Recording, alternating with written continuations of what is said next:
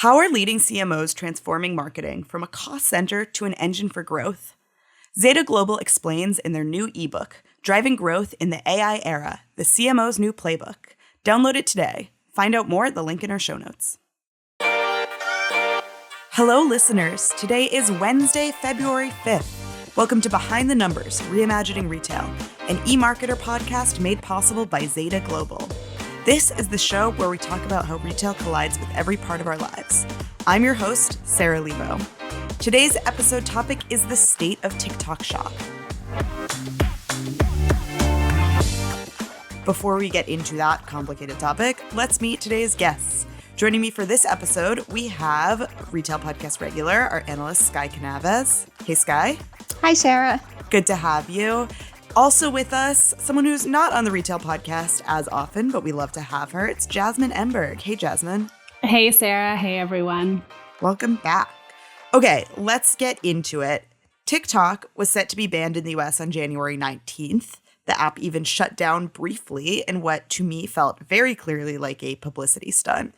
The president then signed an executive order allowing for a 75-day extension on the potential ban, which leaves us here in this confusing limbo period. There's so much to say about the ban that we could not possibly get to in this episode. I want to look specifically at TikTok Shop and where we're at. So my question is, if TikTok does go away in those 75 days, or sooner or further, how would it impact the brands that sell on TikTok Shop? Skye, why don't you go first with this one? Sure. So I think it really depends on the brand, their size, and how much sales they're generating from TikTok Shop already. There are some smaller brands that have been early adopters on TikTok Shop. They've gone all in and they've become very successful and even become top sellers in their categories. One is like Guru Nanda Pulling Oil, Halara, an activewear brand, is another. So these would be among the most vulnerable. And then there are much larger brands like PacSun and Tarte Cosmetics that have established a successful presence on TikTok Shop and also sell a lot, but they have many more options in terms of how they can reach customers, and they would take a smaller hit. And then there are a lot of brands, I think, that don't sell on TikTok Shop or have just started to, and some of those brands might be pausing or waiting to see if it's really worth investing in the channel, because there's no point in making that big investment both in time and resources for a channel that may not survive or that could pose brand safety risks even if it does. Yeah, Halara is a good example. They're sort of like, my understanding is kind of like a Gymshark-like activewear brand. I've been seeing them a lot more in Instagram ads as well, so I think it's clear that they're trying to have a presence outside of TikTok Shop as well. Right, and that's wise. I think everyone is looking at their alternatives right now to anticipate both an audience migration and a creator migration, as well as the brand migration. Yeah, I think that's right. I think, that's true for brands that sell on TikTok Shop or any brand that uses TikTok in any capacity whatsoever. I mean, they're all looking for alternatives and putting together contingency plans. I saw this article actually in the information the other day about an agency called Ghost Agency, which is specifically focused on TikTok Shop. And it said that it had shut down its operations already because of the volatility. And so we haven't seen a mass exodus of creators or merchants or advertisers from the platform. But I do think a lot of them are starting to, second guess how heavily they're relying on TikTok. I think, there's a lot of disillusionment as well among creators. I mean, Sarah, you're right. It was a publicity stunt to shut down TikTok and then bring it back. And in many ways, it worked well for TikTok in order to be able to show just how popular it was among users. And it gave Trump a political victory. But that could be short-lived. And I know we're not going to talk a lot about, TikTok's alignment with the Trump administration, but it is going to be hard for the app to shake off the association with Trump, depending on how, the next 75 days or so play out. Yeah, and those 75 days are also confusing because it's unclear if this executive order was even constitutional. So I think it's just difficult to make any sort of prediction there. Right. I mean, TikTok is operating in somewhat of a gray area right now. You know, the law is still on the books, and it's internet service providers and app stores that just have to trust that they won't be facing those hefty fines. And, you know, as we're speaking, Google and Apple do not have TikTok available for download or updates in their app stores, which also then, you know, is detrimental to TikTok's growth, right? It can't add any new users, and existing users can access the app, but they can't update it, which could degrade the experience if this continues. So if TikTok Shop does go away, is there a competitor that could fill its space? I've heard about Meta, YouTube, Amazon, Shein, Temu, Rednote. Is there another TikTok? There isn't an exact replica for TikTok Shop, right? I mean, it has this really unique blend of technology, of media, of community that really has been kind of the way that it's been able to drive sales. And we haven't really, that would be really difficult for any platform to replicate. I think, you know, Meta and other social platforms are going to capture some of that shopping behavior, but there's a long list of other beneficiaries. And it's also a really good moment right now for a lot of social shopping startups. We're seeing, you know, companies like Whatnot and ShopMy really start to raise tens to hundreds of millions of dollars, with investors betting that those are places that shoppers from TikTok might migrate to. And I think ultimately we're going to see a lot of fragmentation within the shopping landscape if TikTok Shop were to disappear. Right. I think because TikTok really showed how social commerce can work in a new way in the US among US consumers, and it's broadly based on the roadmap of its sister app Douyin in China, which in just a few short years became one of China's top e-commerce players. And that's in a very, very competitive online retail market in particular. And it is that layering, starting with that strong entertainment and creator content foundation with very seamless commerce integration. So I found like transacting on TikTok Shop is superior to what other social platforms have been able to offer because it's an in-app experience with the integrated payments, and there's very little interruption to the user experience of being on TikTok and discovering products and then being able to buy them. But I think there will be a lot of competitors who rise up and try to take advantage of the opportunity that TikTok Shop has presented, particularly because the social buyers are there. Yeah. Our forecast is that number surpassed 100 million at the end of 2024 and will grow by a few million more this year.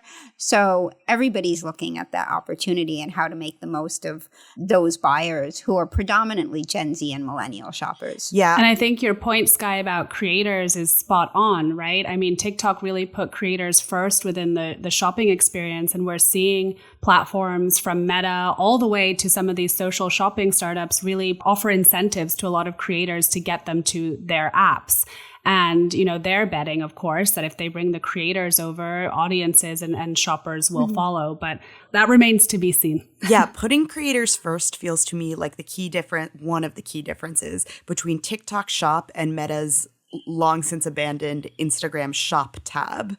I kind of think that we might see something similar to that Shop tab come back now that Meta has seen TikTok's success play out.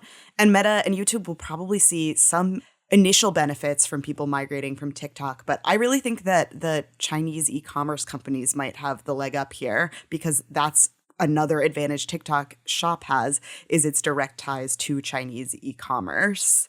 That's a strong possibility. Particularly, I think Temu could be a dark horse in this race. It's predominantly a shopping app, and it's really used TikTok and other social platforms as a marketing channel, but it could very well seek to establish its own social platform.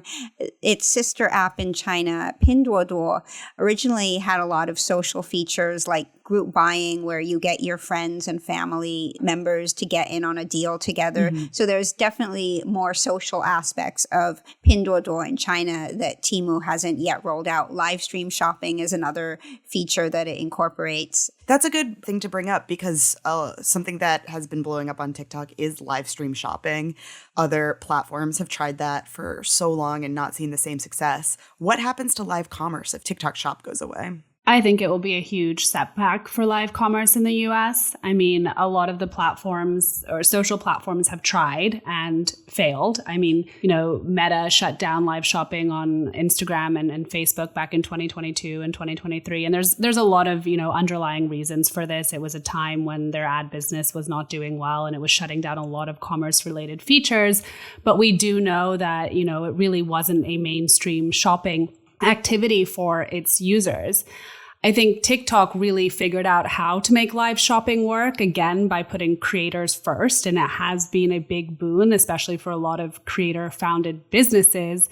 But I think the reason that live shopping worked or works so well on TikTok is because it's integrated into the TikTok ecosystem, right? So you already have this wide base of users or shoppers and creators, as well as the technology to support it all.